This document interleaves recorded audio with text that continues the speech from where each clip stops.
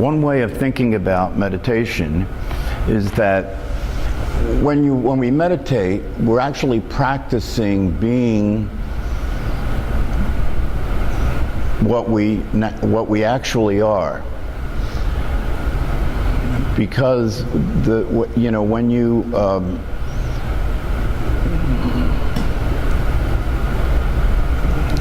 if you find yourself trying to meditate or trying to focus on your breath,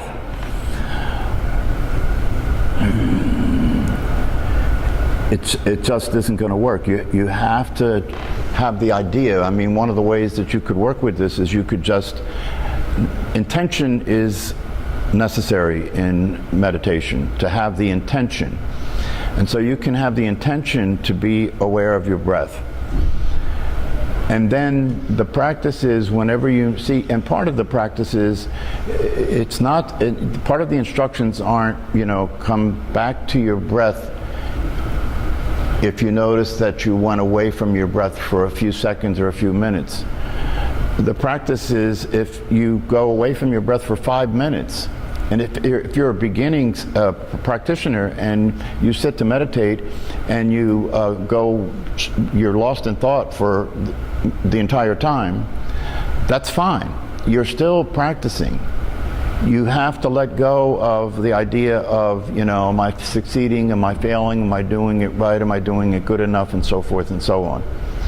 Because this commentary, these judgments and evaluations about what you're doing will become an obstacle, they'll become a barrier to the simple practice of just sitting and noticing where your attention is, and when your attention is away from the breath, bringing it back to the breath. So anything that goes on besides that, in terms of any thoughts you have about it, any judgments you have about it, any expectations you have, that's just going to be a distraction from the practice. The practice is simple because to keep it simple allows you to do the practice without getting caught up in a lot of thoughts about it and a lot of judgments and evaluations about it. But the reality of it is, when you practice meditation, as you continue to practice meditation, and you continue to let go of all of these side tracks and all of these distractions, more and more meditation becomes a natural experience. And the end goal in meditation is to simply allow yourself to let go of expectations, to let go of ideas and thoughts that are always distracting you from being present to what's actually happening, and to discover that your true nature is to simply be awareness itself. So one of the things in this class that I attempt to do is to talk about what we're doing, what could meditation offer? What could meditation offer? Besides stress reduction. Stress reduction is great. There's nothing wrong with stress reduction, and that'll happen if you practice meditation. But what it has to offer is really happiness, is really the possibility of happiness, and that happiness doesn't come from meditation. Meditation is simply a method and a practice that you're slowing down. You're eliminating a lot of the noise and a lot of the distraction. And by eliminating a lot of the noise and a lot of distraction, it becomes more possible to notice the truth, to notice yourself, and to notice that the thoughts that are occurring in the mind are being entertained in such a way that they're being related to as if they're realistic, as if they're important, as if they're meaningful. And they're being related to, for the most part, by most people, as my thoughts, that I'm thinking these thoughts. If you practice meditation, it starts to become possible to notice that these thoughts are just happening, they're just arising. You're not making them happen, and not only are you not making them happen, but you can't stop them from happening, so obviously you're not making them happen. You're not causing what the thoughts are, otherwise you would truly be crazy. That's why people think they're crazy. People think they're crazy because if I am thinking these thoughts, if I'm causing these thoughts to be what they are, then I must be crazy because these are crazy thoughts. And that's true for people who consider themselves to be normal. So that creates a real dilemma, right? Because now you're in the world and you want to be seen as normal, so you try and pretend that you're normal and you try and act normal so everybody will think you're normal, but inside you know you're crazy. And the reason you know you're crazy is because if I'm the thinker of these thoughts, and these thoughts are irrational, reactive, negative, fear-based, and they're not just thoughts that are judgments and evaluations about other people and other circumstances. A lot of these thoughts are judgments and evaluations about me. I'm thinking these negative things about me. I don't like me. I think that I'm not good enough. I think that I'm not lovable. I think that, I'm different than other people. Other people are more normal. I'm crazier. And so that sets up a situation where you have to go through your life pretending and trying to be in control and trying to look good and trying not to be seen as crazy, trying not to be seen as inadequate or confused. And that creates more tension. So this whole thing just continues to build up into this stressful, tense state of existence. And then life becomes about seeking relief, distracting yourself. It's a very important thing to discover when you do meditation, that the thing that's causing your restlessness, even if you sit in meditation, the thing that's causing your restlessness is being there with you. That's an important thing to notice. The thing that's causing you restless, the thing that makes you uncomfortable when you sit still and pay attention is being there with you. That should be a wake-up call. That should be an opportunity for you to realize, wait a minute, what's really happening here? If the thing that I struggle with the most, if the thing that bothers me the most, if the thing that's the most upsetting thing for me is me, then what the hell is happening here? So this is the kind of thing that begins to be the possibility that meditation is, because if you begin to see what's going on, it's one thing to sit and attempt to meditate and notice that your restlessness and thoughts keep distracting you from your maintaining attention on your breath. It's one thing to do that, but it's another thing to notice what's really happening here. What's really happening here? What is this restlessness that is happening here? What is the discomfort? Why do I want to not be here for this? Why do I want to get away from myself? I mean, that's the case for most people. It's a real wake-up call when you begin to realize that you want to get away from yourself. That you want to distract yourself from you. So you watch TV, and I mean, for a lot of people that's not enough, right? And so people become very desperate, to get away from themselves. They take tranquilizers, to try and stop the process, tranquilize the brain so that these thought processes don't continue to run. They take things to alter their consciousness so that they can feel relaxed and enjoy themselves and so forth, and then they become dependent on drugs or alcohol or prescription medication, and that's more of a reason not to like yourself, right? So the whole thing really turns into a nightmare. So what does meditation have to offer? Meditation offers us the possibility of slowing down and seeing things more clearly, like seeing the truth, right? Seeing that reality is that you're suffering. The reality is that you're discontent. The reality is that you're not happy. The reality is that you're struggling. The reality is that you're coping with life. The reality is that you keep trying to change everything to get things to work, and that doesn't seem to make any difference. So this is a wake-up call. This is coming into contact with the truth of suffering. And in the traditions, in the wisdom traditions and teachings, this is what was there. I mean, if you go and you look at these wisdom teachings, that's what's there. That life for most people is suffering. That you're trying to get through this experience.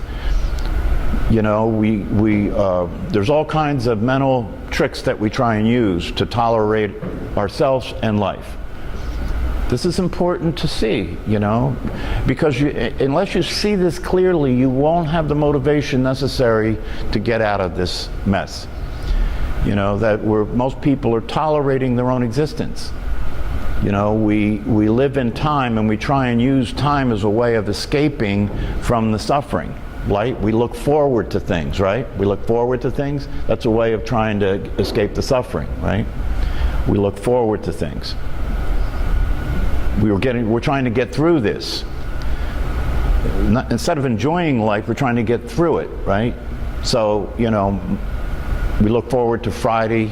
We look forward to the next holiday. We look forward to the next vacation. We look forward to all these things in the future. But if you really pay a close attention and examine how all this works, it doesn't work. You look forward to a vacation, right? And when the time comes for this vacation to happen, you're going to go to the Caribbean, you're going to go to Hawaii, whatever the case may be. As it gets closer and closer, you get more excited, right? It's starting to make a difference. It's starting to alter the way you feel. You're happier than you were before. And then the day comes for the vacation, and you're really excited, and you go on the vacation, and you get there, and you're there, and you're really excited, and you're happy, and you're enjoying yourself. And say you go for a week vacation, right? By the middle of the week, there's this thought that starts to come into your mind, oh, well, there's only a few more days left of this vacation. So it starts turning on you, right? And then the next day comes, oh, there's only one day left on this vacation. And then the last day of vacation, you're really screwed because you're miserable now because it's over, right? This is how life goes when you're stuck in time, right? It doesn't work. It's important to see that it doesn't work. The more things change, the more they stay the same. You have to be willing to give up playing this game of more, different, and better, right? If what I'm doing isn't working, I'll do it differently. I'll do it harder. I'll do it better, right? It doesn't work to do that. How many times do we have to experience doing things more, different, and better, and then only discovering that it didn't work? So we keep changing jobs, changing mates, changing where you live, changing what you do, changing how you look, right? Trying to get the right combination of things to get it to work. One of the things that's interesting is that if you put a rat in a maze, right, and you put cheese on one of the tunnels in the maze, the rat will explore and finally find the cheese, right? And then you take the rat out and you put the cheese in again, and you put the rat in again. The rat will explore and find the cheese. If you do that 3 or 4 times, when you put the cheese in and you put the rat in, eventually the rat goes directly and eats the cheese, right? So the rat learns, right? And if you take the cheese out and you put the rat in, so there's no cheese, it will look for the cheese, won't find the cheese, right? And then you take the rat out and you put the rat in, and it'll look for the cheese. It doesn't find the cheese. By about the 3rd time, when you put the rat in and there's no cheese, it doesn't move. A human being will look for the cheese their entire rest of their life, right? So rats smarter than we are, right? A rat will stop looking for something that doesn't work, that's not there. A human being will go the rest of their life hoping, will hope that it's there, right? Will have faith that it's there. We'll keep trying to get it and so forth. So one of the things that you can discover if you take this path of meditation, especially if you take it and you begin to learn about the direct path, which is the path that I teach. The direct path is the best path because the direct path isn't a path. Direct path is based on the truth, and the truth is who you are that is able to experience your life as satisfying, and who is able to experience your life in such a way where you're happy and content. Who you are that it's experiencing all things that way is already who you are.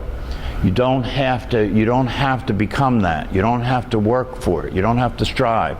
All you have to do is relax. That's why in meditation I say just relax. Let yourself meditate, right?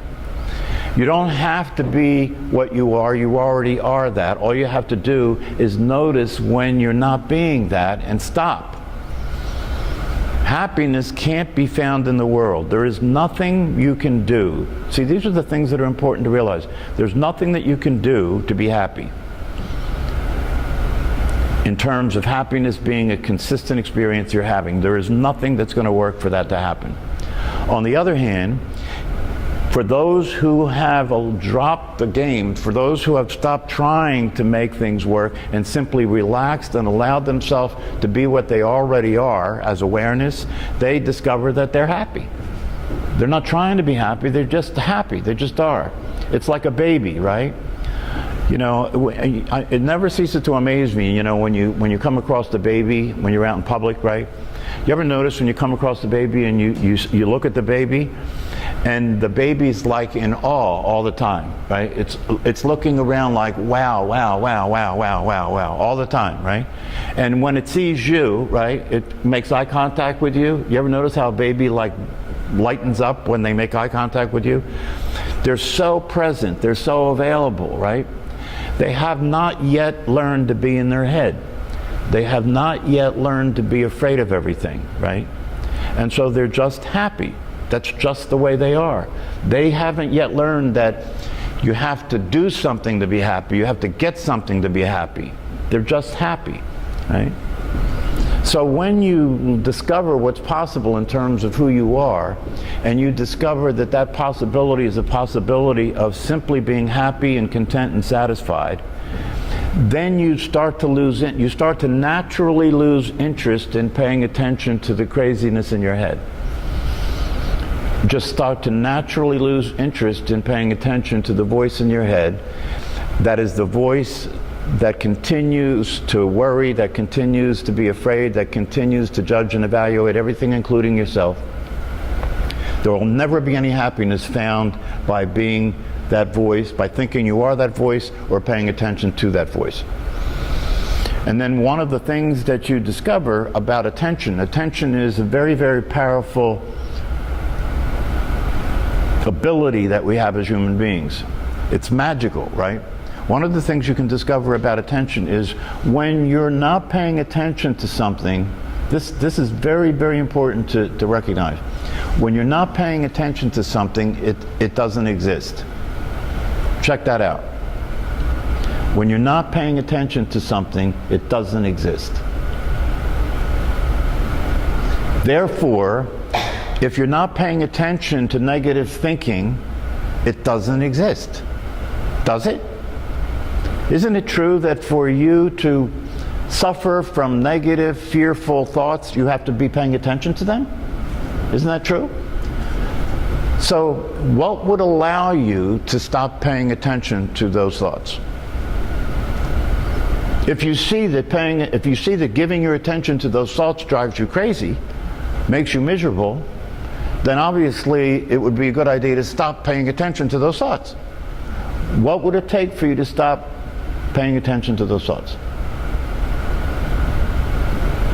Think positively. Okay. What did you say? She said think positively. Well, maybe you have to substitute something. What's that? Substitute something. Substitute something. Are you saying then if you don't think of yourself, then you don't exist? You said anything you don't think of. That's very good, right? That's very good. That's very good. If you don't think about yourself, you don't exist, right? Now, the you that she's referring to that doesn't exist is the psychological you. Because if you don't think about yourself, you're still here, right? So obviously you're still present, you're still aware, you're still here, right? But the only thing is you don't have that neurotic reality anymore, right? You know, did you ever notice if you do things in your life that require your complete attention? Most people experience this from time to time. If you do something in your life that requires your complete attention, then you're not thinking about yourself at all, right? Therefore, just like I said, when you don't pay attention to something, it's not there, right? So if you don't think about yourself at all, you're not there, and that's a relief. It feels great. That's like being in the zone, right? If you don't think about yourself, you're not there, and that's a relief, right? Now watch, this is very interesting, right? I say that when you don't think about yourself and you're not there, that's when you're there. When you're not there, that's when you're there. In other words, when you're not thinking about yourself, you're present. You're aware. You are there now, right? When you're thinking about yourself, you're thinking about yourself instead of being present. That's the suffering. The suffering is instead of experiencing your life, you're experiencing a conversation about your life. Isn't it true? Instead of experiencing your life, you're experiencing a conversation, and it's not a good conversation, is it? And then outside of you, if you listen to the news or you listen to other people, right? That's not a good conversation either, right? So what's possible is to notice that the conversation is a conversation. It is not reality. It is not what's actually going on. You are not there when you're having the conversation. And the conversation is not your conversation. The voice in your head is not you. You know, I go over this all the time, but I can't say it often enough, because even though I say it as many times as I do, you will go back into the idea that it's me thinking. It takes practice. This is part of the practice of meditation, right? Because when you practice meditation, you're taking your attention away from thought and putting it on your breath, right? But the thoughts are still occurring, are they not? So how could it be you thinking when you're not there to generate the thinking? Your attention's on your breath, but they're still happening. So the evidence speaks for itself. The thoughts just happen by themselves. They're not you thinking. Yeah. Kind of in a way agree with you in some of this, that I have chronic pain that I have most of my life. But I'm also an avid gardener. And I find when I'm out, not with a plan, just out doing, the pain is not there. But yet, when I'm in the house sitting, thinking, the pain is there. Mm-hmm. And it's, although I know I'm there in the garden, I don't have a plan, I'm just doing whatever, it kind of just, I'm happy. Mm-hmm. You know, and I guess it's kind of the same. It is, in the sense that, see, because then then it may occur to be the case that, okay, so what I need to do is occupy myself with things that take all my attention, and then I'll be able to have relief. That's true. But I don't think about doing that, I just do it. Yeah, I know. So that's true. But then, of course, you're in a situation where, unless you're in the garden 24/7, you're going to be subject to going back to experiencing the pain, right? So is there another way, right? Yeah, there is another way. The other way is to notice that the you that is always there, that is normally preoccupied with distraction, normally related to and identifying with thoughts and circumstances, that you that's always there, that's just aware, that's the awareness that's doing the gardening, right? That awareness is always there. So then the question becomes, can you recognize that in such a way where you can experience that as yourself? That awareness as yourself. That awareness, the nature of that awareness is that it just is. It knows it's not a body. It knows it's not a body. It knows it's not thinking. It's aware of a body. It's aware of thought, but it knows it's not a body, and it knows it's not thinking. And this is freedom. This is the freedom. It's available all the time. It's already true. There's nothing you can do. There's nothing you can do to experience this, because you already are experiencing this. There's nothing you can do. It's like, the example that I normally use is to be yourself, given that you already are yourself, is like just noticing that that's the case, and noticing when the way you're identifying with thoughts and situations and your body and so forth is taking you away from that experience. But it's already the case. So it would be like if you said to me, I really want to sit in this chair, right? This is what it's like to be what you already are. You really want to sit in this chair, right? So since you were already sitting in the chair, right, the first question I would ask you is, well, where do you think you are? Do you understand? That's like saying to you, well, who do you think you are? If you think you're your body, if you think you're your personality, if you think the voice in your head, that's why you don't know you're in the chair. That's the analogy, right? But you are in the chair. You are who you are. You already are the awareness that you are. This is a difficult thing for people to grasp because your orientation is so not that. You know, your brain is convinced, right, that you are something that, you know, your brain is convinced that you are something that doesn't actually exist. Your brain is convinced that you are something that doesn't actually exist. For 71 and a half years, I was absolutely certain that that was the case. It wasn't until around Thanksgiving when you first, the aha moment finally switched on, that all of this talking that's in my head isn't me. Mm-hmm. And that was the aha moment that brings me back here over and over again. But for that long, you're absolutely sure the reverse is true. And I don't know how you switch the light on. You switch my light on, but it's like an aha moment. Well, I didn't switch your light. Your light was already on. You just noticed it. You know, when you wake up, you don't really wake up. You were always awake. You just didn't notice it, right? That's the trick. You know, you're already saved, to put it in Christian terms. You're already saved. You're already home. You're already there. It's already over. There's nothing you can possibly do to be okay. You already are. There's nothing you can possibly do to be aware. You already are. The thing that causes the suffering is you're not experiencing that. You're experiencing that you got to do something. You got to get somewhere. You got to change, right? You got to improve. You got to be different. And that just keeps you in the loop. It just keeps you going around and around and around. It's not going to go anywhere.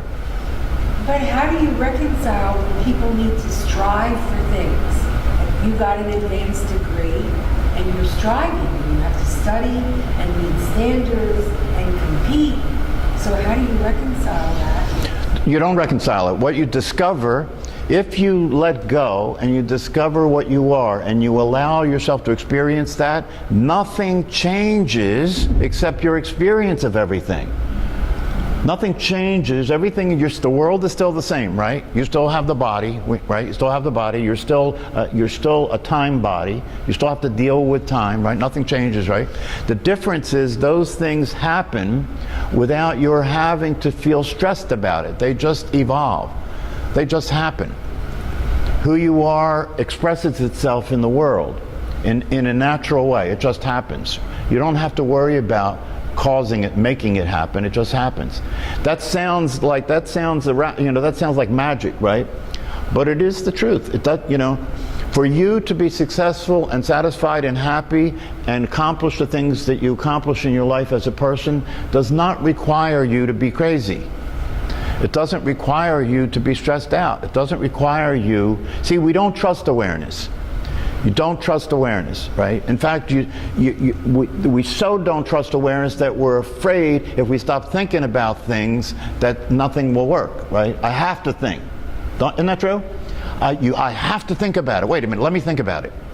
I have to think about it, right? If something's not working, I have to think about it. I have to figure it out. I have to analyze it. What is it? What's not working here? I have to try something different, try something new, right? Yeah. Rather than simply being aware of the way things are and allowing yourself to discover that the awareness itself will see things clearly, more clearly than thinking can do, and that awareness will naturally evolve in a direction of well-being and workability. It just does it by itself. If you're simply aware, this is how awareness is all you have to deal with. If you're simply aware of yourself being crazy, the awareness of yourself being crazy will have you stop being crazy.